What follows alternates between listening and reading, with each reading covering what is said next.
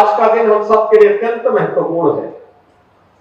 और महत्वपूर्ण इसलिए है क्योंकि एक और हम यहां पर आजादी के अमृत काल के प्रथम वर्ष में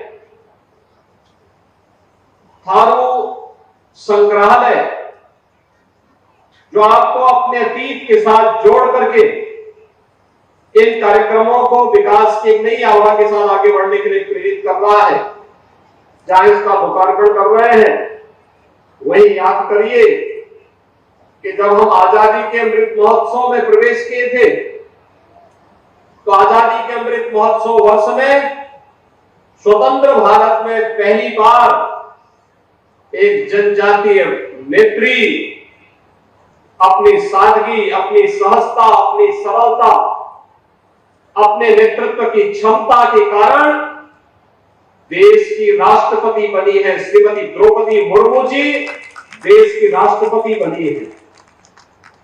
आज का उद्घाटन इसलिए भी महत्वपूर्ण है, जब हम यहां पे जनजातीय संग्रहालय का लोकार्पण कर रहे हैं और वह भी अपने आदरणीय राष्ट्रपति के जन्मदिन की पूर्व संध्या पर एक कार्यक्रम हो रहा है। श्रीमती द्रौपदी मुर्मू जी के जन्म दिवस की पूर्व संध्या पर इस कार्यक्रम को हम कर रहे हैं।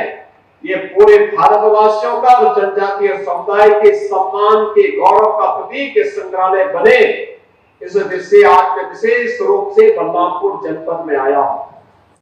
आज वैश्विक मंच पर आप देखते होंगे, जहां कहीं भी संकट खड़ा होता है, दुनिया संकट मोचक के रूप में प्रधानमंत्री मोदी जी की ओर देखती है, भारत की ओर देखता है, आशा भरी निगाहों से भारत की ओर देखता है। यह वैश्विक मंच पर भारत का बढ़ता हुआ सम्मान है, तो सुरक्षा का बेहतर वातावरण भारत के अंदर बनना। आज भारत सुरक्षित है, एक तरफ सुरक्षित भारत और दूसरी तरफ समृद्धि की ओर अग्रसर होता हुआ भारत, समृद्धि की ओर अग्रसर होता हुआ भारत। हाईवे बन रहे हैं, रेलवे का कनेक्टिविटी बेहतर हुई है, एयरपोर्ट बन रहे हैं, इंटर स्टेट कनेक्टिविटी बेहतर हुई है, गांव-गांव को सड़कों से जोड़ने का कार्य हो रहा है, हर घर बिजली और हर घर नल की योजना साकार हो रही है। लोक कल्याणकारी और गरीब कल्याणकारी योजनाओं में एक नए मानक 9 वर्ष के अंदर प्रधानमंत्री मोदी जी के नेतृत्व में भारतीय जनता पार्टी सरकार ने गढ़े हैं। भाइयों बहनों, आज से 9 वर्ष पहले एक सपना था कि गरीब को भी मकान मिलेगा, लेकिन आज ये सपना साकार हुआ है। देश के अंदर 3.5 करोड़ गरीबों को जहां आवास मिले, वहीं अकेले उत्तर प्रदेश में 54 लाख गरीबों को एक आवास प्रधानमंत्री आवास योजना के अंदर देने का कार्य किया गया है।